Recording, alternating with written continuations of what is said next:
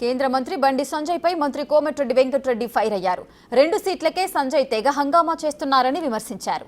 గత పార్లమెంటు ఎన్నికల్లో 400 సీట్లకు పైగా గెలుస్తామన్న బీజేపీ ఎన్ని గెలిచిందని ప్రశ్నించారు.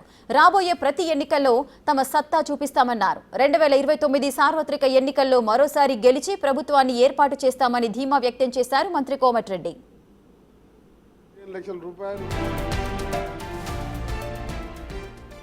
రంజాన్ గిఫ్ట్ ఇచ్చిండు ఏ అబ్కా బార్ 400 అన్నప్పుడు 240 ఇచ్చినప్పుడు ఏ గిఫ్ట్ ఎవరికి ఇచ్చిన గిఫ్ట్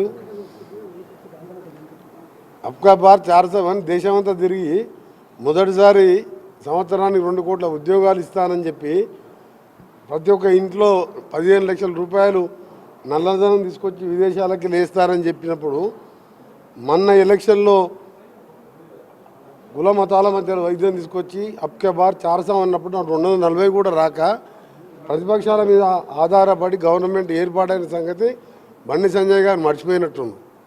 మేము 50 సీట్లకి వెళ్ళి 100 సీట్లకు పెరిగితే వాళ్ళు 330 సీట్లకి వెళ్ళి 230కి వచ్చాం. మేము రేపు 100 సీట్లకి వెళ్ళి వచ్చే ఎలక్షన్లో 200 సీట్ల పైన సాధించి మా రాహుల్ గాంధీ ప్రధానమంత్రి కావడం ఖాయం. ఈ 2 సీట్లకే ఇట్లంటే అసెంబ్లీలో మా ప్రభుత్వం ఏర్పడుతుందని చెప్తే 8 సీట్లకి ఎందుకు పరిమితమైనరు?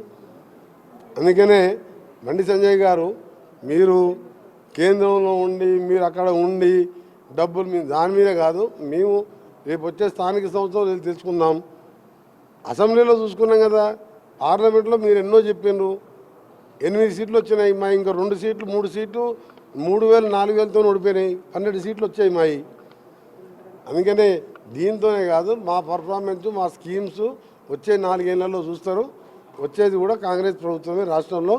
ఎవరు ఏమన్నా కానీ మోడీ గారు మాటలు నమ్మిండొచ్చు, నడిచినప్పుడు 400 రావాలి కదా. నల్లధనం తీసుకొచ్చి 2 కోట్ల ఉద్యోగాలు ఇస్తే తెలంగాణకి ఇప్పటికి 11 ఏళ్ళల్లో 22 కోట్ల ఉద్యోగాలు రావాలి. 22 కోట్లు కాదు, అలా 2 ఉద్యోగాలు కూడా ఇవ్వలే మాకు.